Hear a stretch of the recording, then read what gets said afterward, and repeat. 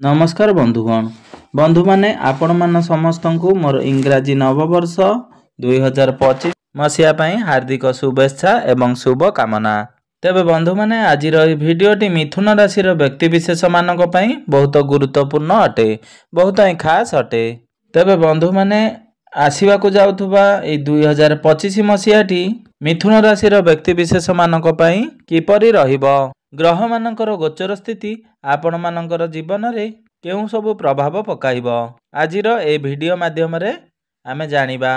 बंधु माने 2025 मसीहा रे बहुत बड़ बड़ परिवर्तन हेबाकू जाउअछि। चारि गोटी बड़ ग्रह राशि परिवर्तन करबाकू जाउछंती। तेबे बंधु माने वीडियोटी आगो को बढ़िबा पूर्वरु जदि आपण मानकर मिथुन राशि होई थाए तेबे वीडियोटी को गोटे लाइक करी चैनल टी को सब्सक्राइब कर दियंतु एवं आपण जदि सच्चा हृदय रे ईश्वर को भक्ति करुथांती विश्वास करुथांती तेबे भक्ति एवं श्रद्धार सहित कमेंट बॉक्स रे जय श्री जगन्नाथ जय माँ लक्ष्मी अवश्य लिखि दियंतु। तेबे बंधु माने ए आसुथिबा इंग्राजी नववर्ष 2025 रे चारि गोटी बड़ ग्रह राशि परिवर्तन करबाकू जाउछंती। प्रथमे शनिदेव राशि परिवर्तन करिवे, एहा परे राहु एवं केतु राशि परिवर्तन करिवे, सभा शेष रे देवगुरु बृहस्पति राशि परिवर्तन करिवे। तेबे बंधु माने प्रति 2.5 वर्ष रे थरे शनिदेव राशि परिवर्तन करिथांती, प्रति 1.5 वर्ष रे थरे राहु एवं केतु राशि परिवर्तन करिथांती, प्रति 1 वर्ष रे थरे निजर राशि परिवर्तन करथांती देवगुरु बृहस्पति। तेबे एही चारि गोटी बड़ ग्रहंकर परिवर्तन आपणकर जीवन उपरे कौन प्रभाव पकाइबो, आपणकू केउं प्रकारर फल प्रदान करिवे, से समस्त विषय रे आजिर ए वीडियो माध्यम रे आमे आलोचना करिबा। आपणकू केउं सबु अशुभ परिणाम प्राप्ति हबो, शुभ परिणाम प्राप्ति हबो, से सबु विषय रे आजिर ए वीडियो रे आमे विस्तार भाव रे आलोचना करिबा। तेबे बंधु माने आसंतु आरंभ करिबा आजिर एही कार्यक्रम को, जहा कि जन्म राशि एवं चंद्र राशि उपरे संपूर्ण आधारित अटे। तेबे आसुथिबा एही 2025 वर्षटी मिथुन राशि व्यक्ति विशेष मानक उपरे की प्रकार प्रभाव पकाइबो। बंधु माने राशि चक्रर 12 गोटी राशि मध्यरु तृतीय राशि हेउची मिथुन राशि। बुध आपणकर राशियाधिपति अटंती। 2025 मसीहार आरंभ रे बुधदेव आपणकर षष्ठ भाव रे गोचर करिवे, आपणकर द्वितीय भाव रे मंगल विराजमान रहिबे, चतुर्थ भाव रे केतु विराजमान रहिबे, सप्तम भाव रे सूर्य विराजमान रहिबे एवं आपणकर नवम भाव रे शुक्र एवं शनि विराजमान रहिबे, दशम भाव रे राहु एवं आपणकर द्वादश भाव रे देवगुरु बृहस्पति विराजमान रहिबे। तेबे बंधु माने एहा हेउची जानुआरी 2025 रो ग्रह मानकर अवस्थिति आपण मानकर राशि रे। एहा परे 30 मार्च को शनिदेव आपणकर भाग्य भावरु बाहरी आपणकर कर्म क्षेत्र बा कार्य भाव को चलन करिवे, अर्थात मीन राशि को चलन करिवे। मे 15 को आपणकर देवगुरु बृहस्पति आपणकर द्वादश भाव को छाड़ी आपणकर लग्न भाव को चलन करिवे, आपणकर मिथुन राशि को चलन करिवे।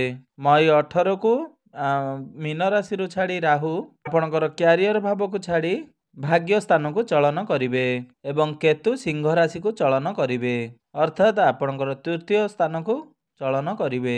देवगुरु बृहस्पतिंकर चलन आपणक जीवन रे केउं भଳି प्रभाव पकाइबो ताहा सर्वप्रथमे जानिबा। देवगुरु बृहस्पति 15 मई को आपणक राशि को चलन करिवे। गुरु आपणकर प्रथम भाव को चलन करिवे दीर्घ 12 वर्ष परे। तो 15 मई परर समय आपण मानक पई बहुत लाभदायक रहिछि।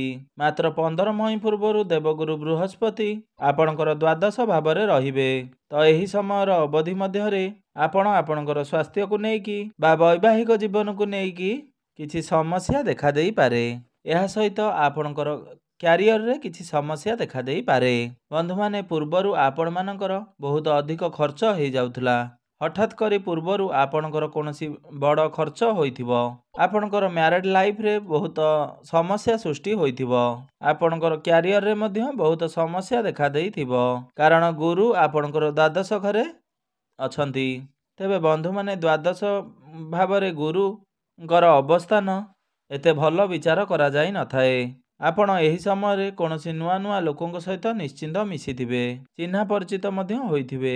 तेबे बंधु माने द्वादश घरे गुरु थाई आपणकू बहुत ट्राभेल कराइथिबे, ଆପଣ ବିଦେଶ ଯାତ୍ରା ମଧ୍ୟ କରିଥିବେ।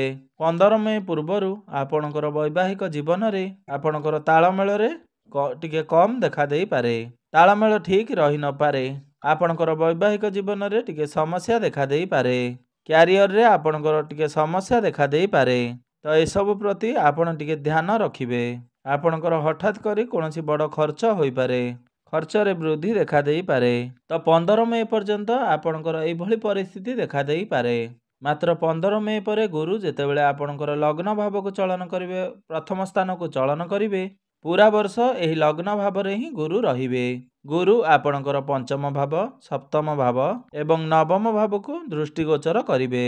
ତେବେ ବନ୍ଧୁମାନେ ଦୀର୍ଘ 12 ବର୍ଷ ପରେ ଆପଣଙ୍କ ପାଇଁ ଏଇଭଳି ଶୁଭ ସମୟ ଆସିଛି ଯେ ଗୁରୁଦେବ ଆପଣଙ୍କର ରାଶିକୁ ଆସିଛନ୍ତି। ଆପଣଙ୍କ ରାଶି ପାଇଁ ଏହା ବହୁତ ଅଧିକ ଶୁଭ ଅଟେ। ଗୁରୁ ଆପଣଙ୍କର ପ୍ରଥମ ଭାବରେ ବସି ଆପଣଙ୍କର ଜ୍ଞାନକୁ ବୃଦ୍ଧି କରାଇବେ। ଆପଣଙ୍କର ମ୍ୟାଚୁରିଟି ଲେବୁଲ ବଢ଼ାଇବେ। ଏହାଦ୍ୱାରା ଆପଣ ସାମାଜିକ କାର୍ଯ୍ୟକ୍ରମରେ ଆପଣ ମନ ଦେବେ। ଆପଣ ଧର୍ମ ପଥରେ ଅଗ୍ରସର ହେବେ। ଆପଣଙ୍କର ମନ ଧାର୍ମିକ କାର୍ଯ୍ୟରେ କରିବା ପାଇଁ ମନ ବଳାଇ ପାରନ୍ତି ଏବଂ କୌଣସି ଧାର୍ମିକ ସ୍ଥାନକୁ ଆପଣ ଯାତ୍ରା କରିପାରନ୍ତି। ସମାଜରେ ଆପଣଙ୍କର ମାନ ସମ୍ମାନ ବଢ଼ିବ। ଆପଣଙ୍କର ପଦ ପ୍ରତିଷ୍ଠା ବଢ଼ିବ। ଆପଣ ଆଧ୍ୟାତ୍ମିକତା ଆଡ଼କୁ ଗତି କରିବେ। ତ ଗୁରୁ ଆପଣଙ୍କର ପ୍ରଥମ ଭାବରେ ବସି ଆପଣଙ୍କର ପଞ୍ଚମ ଭାବକୁ ଦେଖିବେ।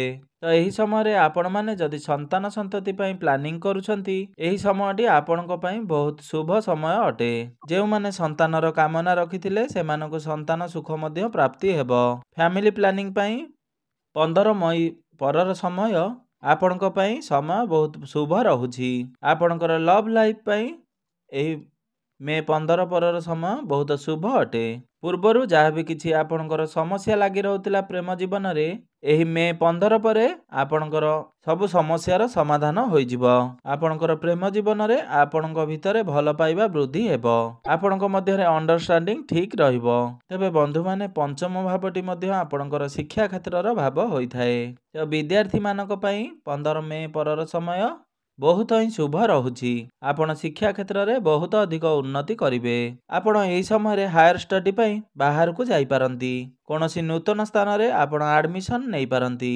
ଶିକ୍ଷା କ୍ଷେତ୍ରରେ ଆପଣଙ୍କର ଜ୍ଞାନ ବଢ଼ିବ, ବୃଦ୍ଧି ବଢ଼ିବ। ଜ୍ଞାନ ଏବଂ ବୁଦ୍ଧି ବଳରେ ଆପଣ ଶିକ୍ଷା କ୍ଷେତ୍ରରେ ବହୁତ ଅଗ୍ରସର ହେବେ ଏବଂ ବହୁତ ଅଧିକ ସଫଳତା ଲାଭ କରିବେ। 15 ମେ ପରେ ଯଦି ଆପଣଙ୍କର କୌଣସି ଏକ୍ଜାମ ରହିଛି ତ ନିଶ୍ଚିନ୍ତ ଭାବରେ ଆପଣ ସେଥିରେ ଉତ୍ତୀର୍ଣ୍ଣ ହେବେ। ଗୁରୁ ଆପଣଙ୍କର ପ୍ରଥମ ଭାବରେ ରହି ଆପଣଙ୍କର ସପ୍ତମ ଭାବକୁ ଦୃଷ୍ଟିଗୋଚର କରିବେ। ସପ୍ତମ ଭାବଟି ଆପଣଙ୍କର ବୈବାହିକ ଜୀବନର ଭାବ ହୋଇଥାଏ।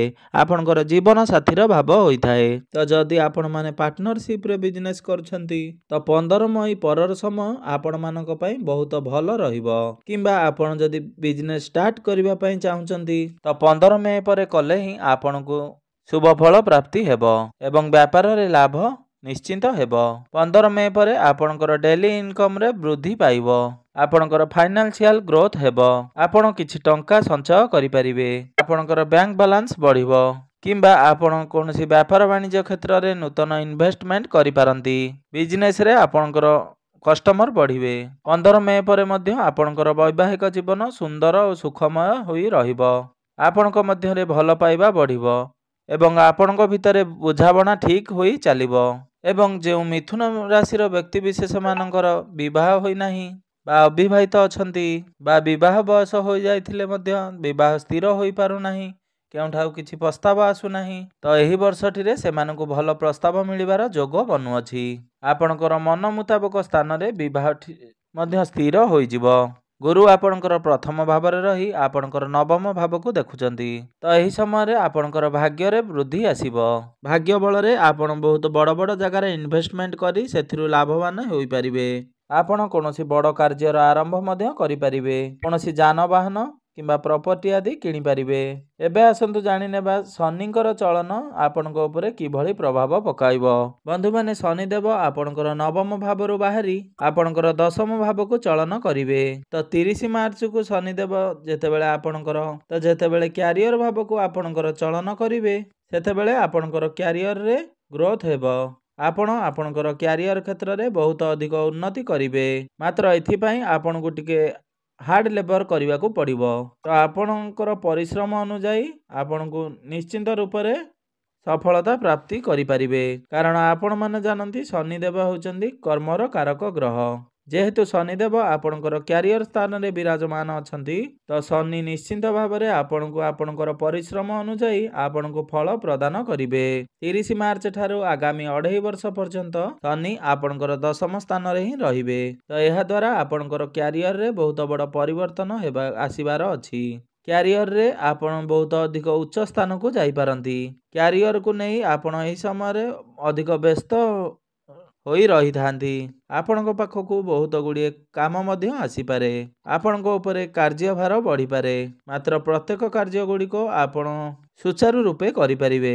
ଆପଣଙ୍କୁ ଏହି ସମୟରେ ଉପର ଅଫିସରଙ୍କର ସପୋର୍ଟ ପ୍ରାପ୍ତି ହେବ ଏବଂ ଯେଉଁମାନେ ଚାକିରି ପାଇଁ ଅପେକ୍ଷାରେ ଥିଲେ ସେମାନଙ୍କୁ ଏହି ବର୍ଷ ଚାକିରି ମିଳିବାର ବହୁତ ସମ୍ଭାବନା ବନୁଅଛି। ତ ଆପଣମାନେ ଚେଷ୍ଟା ଜାରି ରଖିବା ଉଚିତ। ଆପଣଙ୍କୁ ପରମାନେଣ୍ଟ ଚାକିରି ମଧ୍ୟ ମିଳିପାରେ। କୌଣସି MNC କମ୍ପାନୀରୁ ଜବ୍ ଅଫର ଆସିପାରେ।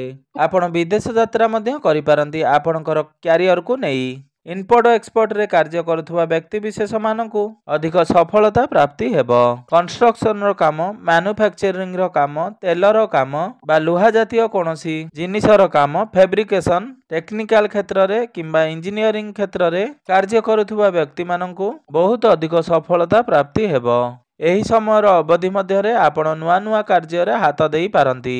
ଆପଣଙ୍କ ପାଖକୁ ନୂଆ ନୂଆ କାମ ମଧ୍ୟ ଆସିପାରେ। ଏବେ ଆସନ୍ତୁ ଜାଣିନେବା ରାହୁ ଏବଂ କେତୁ ରାଶି ପରିବର୍ତ୍ତନ କରିବା ଦ୍ୱାରା ଆପଣଙ୍କୁ କେଉଁ ପ୍ରକାର ପ୍ରଭାବ ପଡ଼ିବ। 18 ମେକୁ ରାହୁ ଆପଣଙ୍କର କର୍ମ ଭାବରୁ ବାହାରି ଆପଣଙ୍କର ଭାଗ୍ୟ ସ୍ଥାନକୁ ଚଳନ କରିବେ। କେତୁ ଆପଣଙ୍କର ଚତୁର୍ଥ ଭାବରୁ ବାହାରି ଆପଣଙ୍କର ତୃତୀୟ ସ୍ଥାନକୁ ଚଳନ କରିବେ।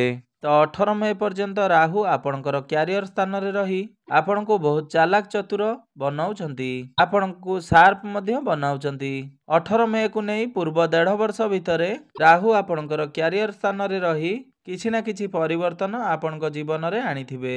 ଆପଣଙ୍କ ପାଖକୁ ନୂଆ ନୂଆ କାମ ଆସିଥାଇପାରେ।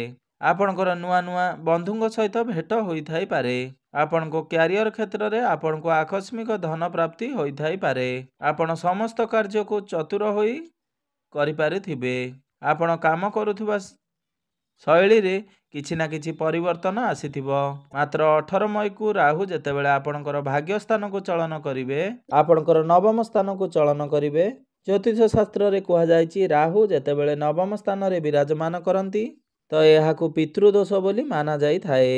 ତ 18 ମଇ ପରେ ଆପଣ ଆପଣଙ୍କର ପିତାଙ୍କର ସହିତ ସମ୍ପର୍କ ଭଲ ରଖନ୍ତୁ। କାରଣ ଏହି ସମୟରେ ଆପଣଙ୍କର ପିତାଙ୍କ ସହିତ ଆପଣଙ୍କ ଆର୍ଗୁମେଣ୍ଟ ହେବାର ସମ୍ଭାବନା ବନୁଅଛି। ଏଥିପ୍ରତି ଆପଣ ଟିକେ ସତର୍କ ରହିବେ। ଆପଣଙ୍କ ପିତାଙ୍କୁ ଆପଣ ଅପମାନ ଦେଲା ଭଳି କିଛି କଥାବାର୍ତ୍ତା କରନ୍ତୁ ନାହିଁ। ଏହି ସମୟରେ ଆପଣ ତରବର ହୋଇ କୌଣସି ଡିସିସନ ନିଅନ୍ତୁ ନାହିଁ। ବୁଝି ବିଚାରି ଡିସିସନ ନିଅନ୍ତୁ। ରାହୁ ଆପଣଙ୍କର ନବମ ଭାବକୁ ଆସିଲେ ଆପଣ ଆପଣଙ୍କ ପିତାଙ୍କ ସହିତ କୌଣସି କଳି ଝଗଡ଼ା ଉତ୍ପନ୍ନ କରାଇଥାନ୍ତି। ବନ୍ଧୁମାନେ, ଭାଗ୍ୟସ୍ଥାନକୁ ରାହୁଙ୍କର ଗୋଚର କରିବା ଏତେ ଭଲ ବୋଲି ବିଚାର କରାଯାଇନଥାଏ। ଏହି ସମୟରେ ଭାଗ୍ୟ ଆପଣଙ୍କର ସାଥ ଦେଇନପାରେ। ଯେଉଁ କାର୍ଯ୍ୟ ସାଙ୍ଗେ ସାଙ୍ଗେ ହେବା କଥା ସେ କାର୍ଯ୍ୟ 3-4 ଦିନ ଲାଗିଯାଇଥାଏ। ତ ଭାଗ୍ୟସ୍ଥାନରେ ରାହୁ ବସି ଆପଣଙ୍କର ଭାଗ୍ୟକୁ କମଜୋର ବନାଇଥାନ୍ତି। କେତୁ ମଧ୍ୟ ଆପଣଙ୍କର ତୃତୀୟ ଭାବକୁ ଚଳନ କରିବେ। କେତୁଙ୍କର ତୃତୀୟ ଭାବକୁ ଚଳନ କରିବା ଆପଣ ଅନଲାଇନ କିମ୍ବା ଡିଜିଟାଲ କ୍ଷେତ୍ରରେ ବହୁତ ଅଧିକ ଆକ୍ଟିଭ ରହିବେ। ଏହି ସମୟରେ ଆପଣ ବହୁତ ଅଧିକ ଧାଁ ଦୌଡ଼ କରିପାରନ୍ତି। ବହୁତ ଟ୍ରାଭେଲ ମଧ୍ୟ ଏହି ସମୟରେ କରିପାରନ୍ତି। ଏହି ସବୁ ପରେ ମଧ୍ୟ ଆପଣଙ୍କ ଭିତରେ ବହୁତ ଅସନ୍ତୁଷ୍ଟି ରହିବ। ଅନଲାଇନ କାର୍ଯ୍ୟକୁ ନେଇ ଆପଣ ବହୁତ ଅସନ୍ତୁଷ୍ଟି ରହିପାରନ୍ତି। ତ କେତୁ ହେଉଛନ୍ତି ଡିସାଟିସ୍ଫ୍ୟାକ୍ସନର ଗ୍ରହ। ଆପଣ ବ୍ୟାଙ୍କିଂ କ୍ଷେତ୍ରରେ, ଅନଲାଇନ କ୍ଷେତ୍ରରେ ବା ଡିଜିଟାଲ କ୍ଷେତ୍ରରେ, ଟ୍ରାଭେଲ ଆଣ୍ଡ ଟୁର କ୍ଷେତ୍ରରେ ବହୁତ ଅଧିକ ସଫଳତା ପ୍ରାପ୍ତି କରିଥିବେ।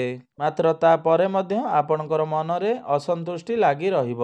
ଏହି ସମୟରେ ଆପଣଙ୍କର ଭାଇ ଭଉଣୀଙ୍କ ସହିତ ଆପଣଙ୍କର ସମ୍ପର୍କ ଭଲ ରହିନପାରେ। ତ ଏଥିପ୍ରତି ଆପଣ ସତର୍କତା ଅବଲମ୍ବନ କରିବେ। ତ ବନ୍ଧୁମାନେ, ଏହା ଥିଲା ବର୍ଷ 2025 ମସିହାଟି ମିଥୁନ ରାଶିର ବ୍ୟକ୍ତିବିଶେଷ ମାନଙ୍କ ପାଇଁ ଏହିପରି ରହିବ।